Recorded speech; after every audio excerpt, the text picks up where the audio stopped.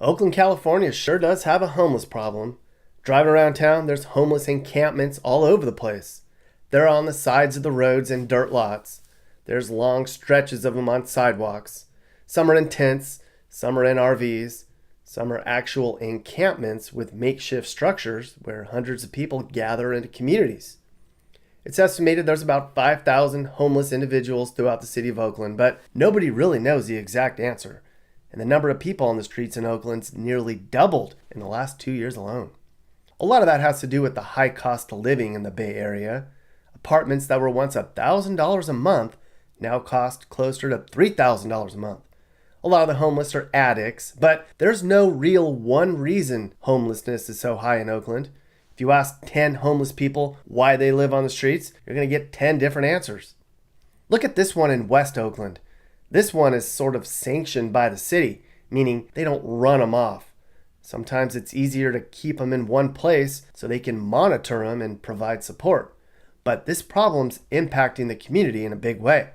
Local businesses complain about losing customers. I mean, would you want to park near here to shop? Residents complain about homeless people stealing from them. Neighbors complain about loud noise and trash. Some say helping the homeless is backfiring. And the Oakland police are already stretched thin because of low numbers.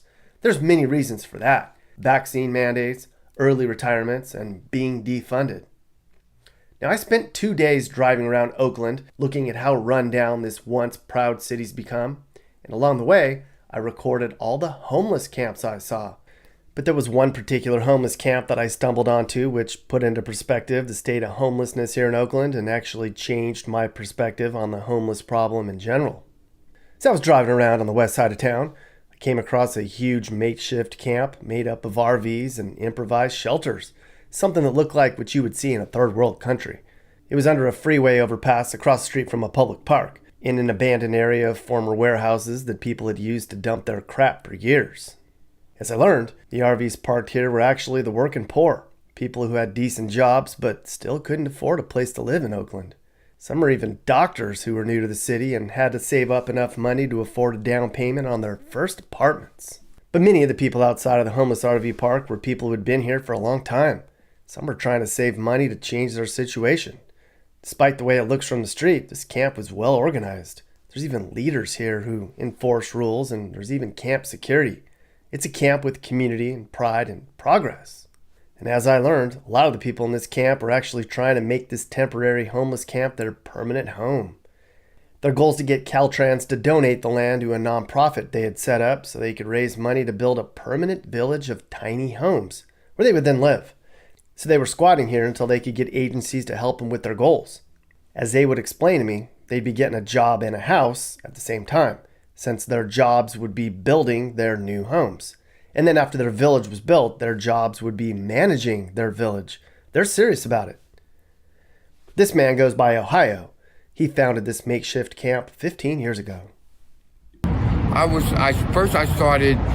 We started feeding people out of my house. And then me and my wife ended up separated and I ended up in the streets.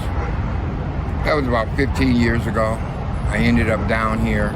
I was the first one down here. The police ran me out of here. You were the first one here? First one here. There was no tents, no nothing. I had a black Dodge Dakota. I was sleeping in. I was scrapping metal at that time. And then I got sick from being down here and all this stuff. See, these people get sick. You get sick from, not from the COVID, not from none of that. It's from the garbage that people come dump. These aren't the people that's dumping this stuff. Yeah, I mean, look, like, yeah. You can tell. These aren't the people that's dumping this stuff. No. Cars are coming in here, trucks are coming here, loads coming here, and dumping stuff here. And so the rat problem that we have are from people that are dumping. So I had a tent down here for a long time. And then just about a couple of months ago, they moved me into my apartment. How long were you here? I was here about 15 years. 15 years? Yeah. Living in a Dakota? Yeah. And you finally... A tent and a Dakota. And you finally got out of here after 15 years. Yeah. How did you get out of here? Huh? How did you get out of here? Focus. I'm not a man. I could live on the street. I could survive on the street, but I don't belong on the street. None of us belong on the street. A lot of these people on the street are productive members of society. doctors, lawyers, dentists, secretaries, construction workers, electricians, plumbers, mechanics.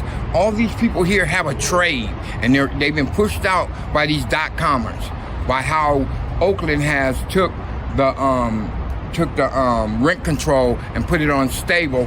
So now the people that, because they're unstable, these guys come in here, they build these places, and now a studio costs $3,000. A studio? Come on, who pays $3,000 for a studio? A studio costs $3,000, so that's what happens when you get pushed out and there's no rent control. And Berkeley has rent control, but we don't. So what did you saved up money and were able to get a cheap place? Is that how you got? Or No, the there's city programs.